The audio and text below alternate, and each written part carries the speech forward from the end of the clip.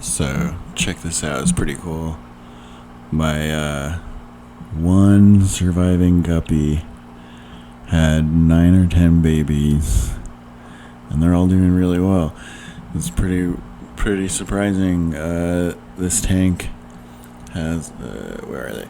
Has 6 of these autos that have been living in here for about hey yo, hey.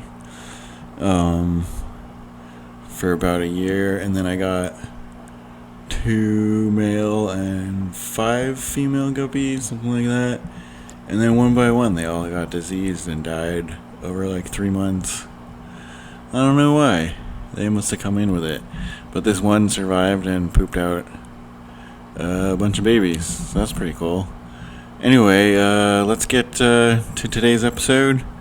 We'll talk some more about what's going on with the skunk, and have some plants to cut today and start drying. So we'll go through that process. Alright, here we go.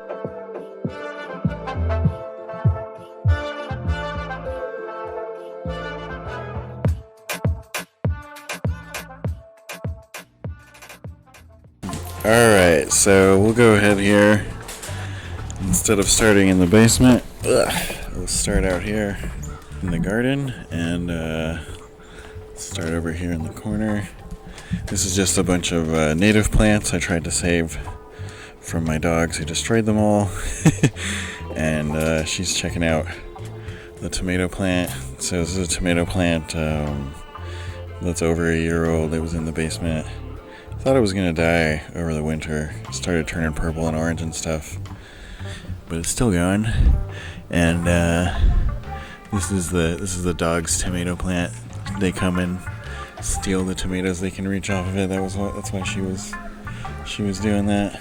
And then over here, unfortunately the outlet on the house died. I guess rain got in it, and all the lettuce died in the hydroponic thing during the heat wave that came right after.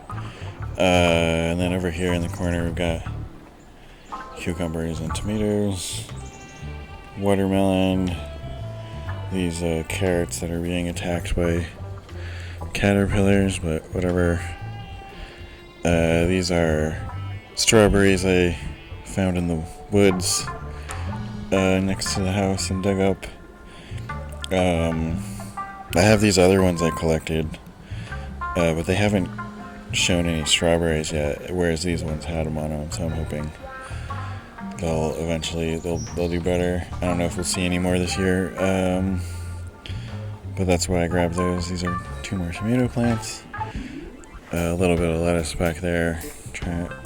I'll probably redo some more lettuce over here, and then another cucumber and tomato plant, and these are all just cuttings from that old ass tomato plant in the corner there. So then we'll move on to the more interesting part, I guess. So down here we've got these 4 plants. So the ones we're interested in are these 2 over here in particular. This first one here is the blueberry. So get some idea of the different, it's done pretty well. Actually, it's done better out here than it did in the tent. So I just stripped all these, as you can tell. The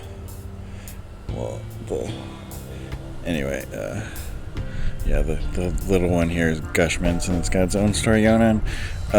So this is the blueberry, and then this is Blue Skies Terp Town, and you can see that thing it just does pretty well.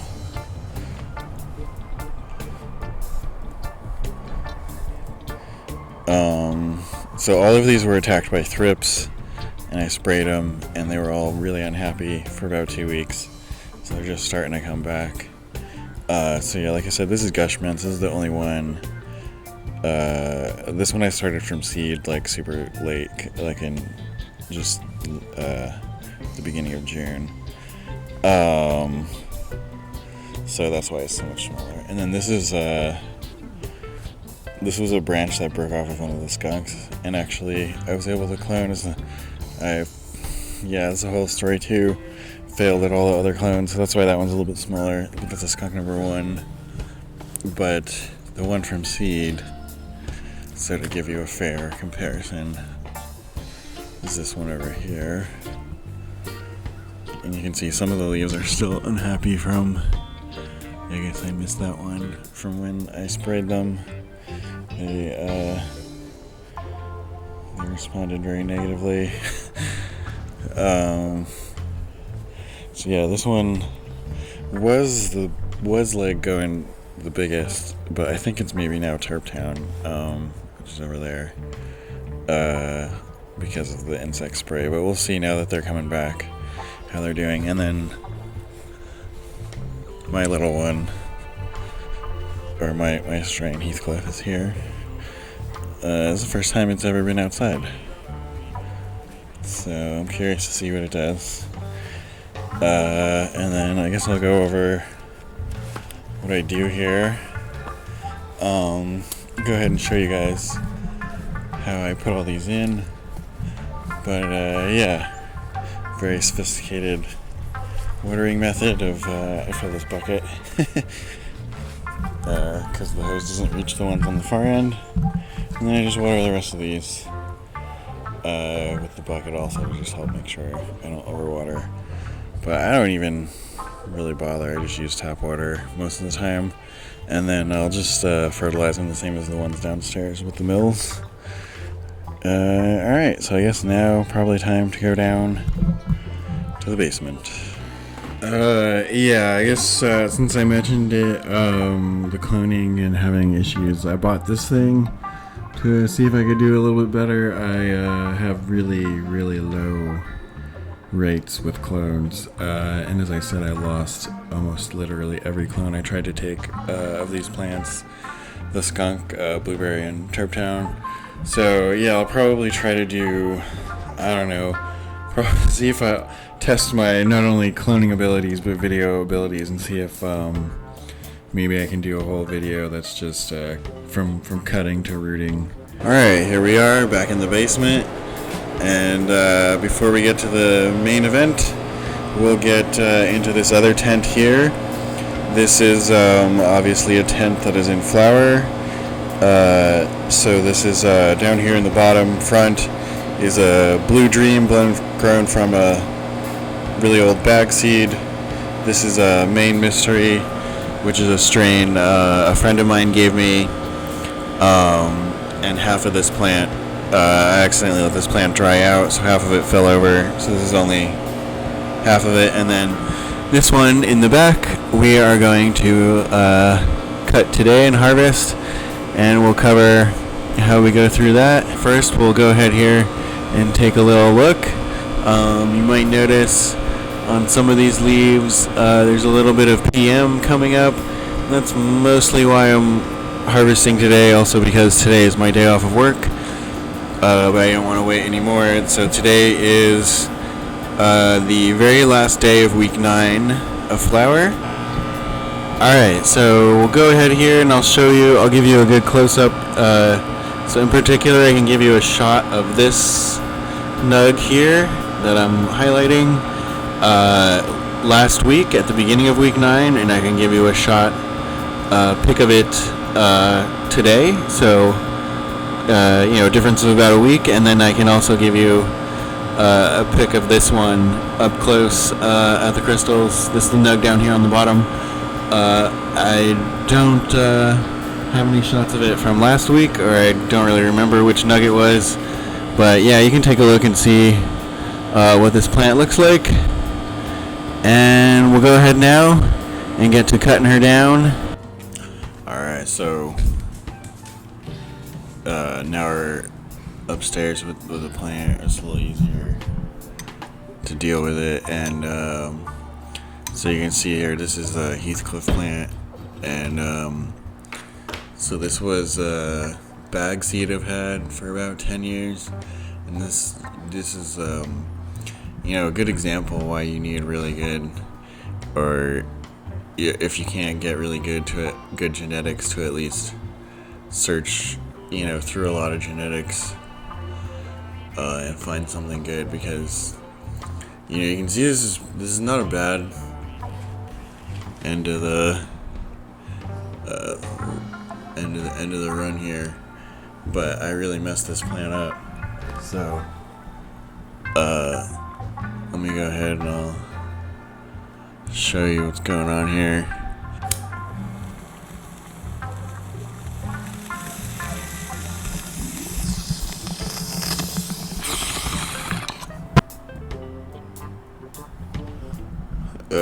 So you can see it's pretty messed up, but you can, it shows you can do pretty good without being that good at this. I mean, some of these are pretty good. But first off, you can see I really burned this plant. It didn't fade at all, it just burned up. So that's just too much nutrients. And you can also see like all these leaves are unhappy. It was overwatered, and it was giving it some you can see some PM starting, and that's why, like I said, that's why there's some really bad up there. That's why I'm gonna go ahead and cut it today, but not bad. And considering it was under that little 200 watt light, it's not bad. A lot of these little ones I'll cut off and turn into fresh frozen, but yeah. So for getting pretty beat up, I'll take it. So my strategy here now is just to cut off anything that's dead, obviously burned up, but also any of these big leaves that don't have sugar on them, I'll go ahead and trim off, and then cut this plant down into manageable parts so I can wash it. So we'll go ahead and go through that process now. Alright, so here we are. We've got a branch like this. I'm going to actually cut this in half again to make it a little easier to deal with. But as you saw, it's got that PM, so I'll just go ahead and do this bud wash. And so this is just the first bucket here is a mix of hydrogen peroxide and water, and the other two are just regular water. So we'll just go ahead and try that out in the basement. And I just got a few little pieces that I trimmed off, as I said, and we'll go ahead and do that for the rest of this plant here. I'll see you guys in a minute. Here we go with the finished product here. A couple of hangers worth.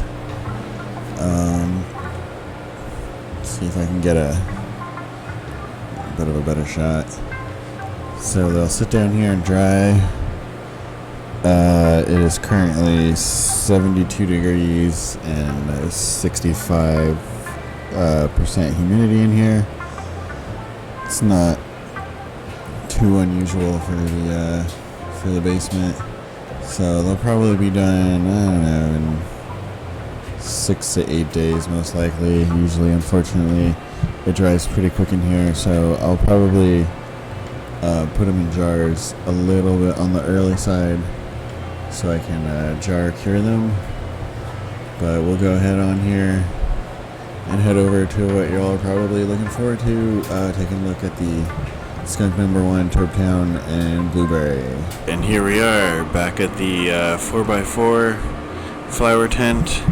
This tent has a Pheno 440. We're growing in Fox Farm here. I'm just using Mills nutrients and a few other little things added. But these are the main event, probably what most of you tuned in for according to the last video. Definitely got a lot more views for that than any other video I've ever made. This is our quote-unquote classic strains we've got over here. Skunk number 1 from AgSeedCo, Todd McCormick. Over there in the back right corner, this is BlueSkiesVienna's Terp ticket. And then up here up front is Blueberry from DJ Short Seeds. So it's doing some variegation. So yeah, here we are, and this is the day before week 3 of flower. So just about to enter week 3 of flower. So let's start. You saw the plants outside. I can't remember what the order was. Obviously, the plants outside are not in flower yet, so it's not a perfect comparison. But you can see that they still have a very similar. The blueberry has a very unique coloration, which matches outside. The terp has a very dense structure, which the one outside has too, and the skunk is just wants to get very big. So yeah, this is week 3. Not unhappy with any of them. I would say, structure-wise, for this environment, for this tent environment that I've got going on here, structure-wise, probably the best is the blueberry. It's dense, but it's not so dense that I would be worried about mold. I get a lot of PM, as you may have noticed in my in the beginning of the video about the harvesting. So this may not be perfect for me, but we'll see. We'll see how it turns out. It all just depends. It also depends how mold resistant the strain itself is, and then the skunk. I could easily, you can run this in here for sure. Obviously, it's doing fine, but you might want to just do one plant instead of putting more than one in here. It seems very, it's already fading out, and I thought it was nutrient. I thought it was eating it up, but it's you can see it's getting burned. So I don't know. It's interesting. It's only it's the first day of week 3. Is it already fading out? I don't know. It's been super unhappy in here. All of them outside are much more happy, way greener. The only one that's super happy with my environment is the Terp town. I'm not like crazy fastidious about pHing, but do keep it always between like 5.8 and 6.2. Try to hit 6.0 as much as I can, but if it's a little up or down, so maybe that's what's going on and causing all this. But at the same time, the blueberry outdoor, even the leaves, which these ones kind of are too, do have purple to them, even though the stem outdoor is much greener. But the skunk outdoors is much happier than it is in here. So there's always kind of a challenge to do more than one strain in one tent. It's a double challenge to do all new strains. I haven't grown anything new in over 2 years because I've just been running from clone. Those 2 other strains that were in my flower tent. That Blue Dream, I guess, actually was the most recent seed I popped. Yeah, so looking pretty good. Not unhappy with any of them. Not gonna say anything for sure yet. Well, we'll call it yay or nay on all these, or we'll make a pros and cons list of everything at the end when it's jarred, dried, and got like at least a week or so cure on it.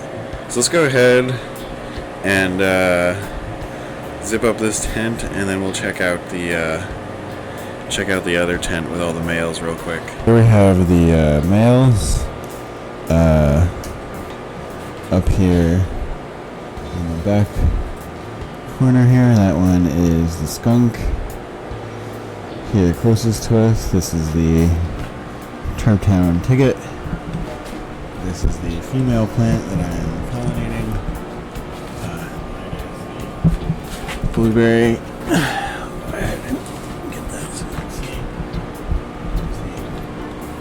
Blueberry, and it's actually getting so heavy with flowers they're tipping over there.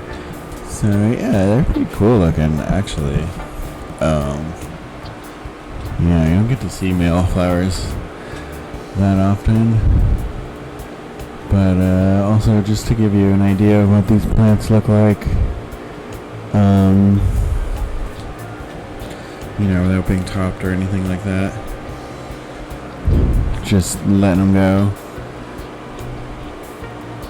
And if you're wondering, yeah, this is in the same basement the flower tent is over there. I'm not like worried about it. If I get some seeds from air and pollen, it's alright. All the tents are positively, I guess it's positive, or the air's coming in positively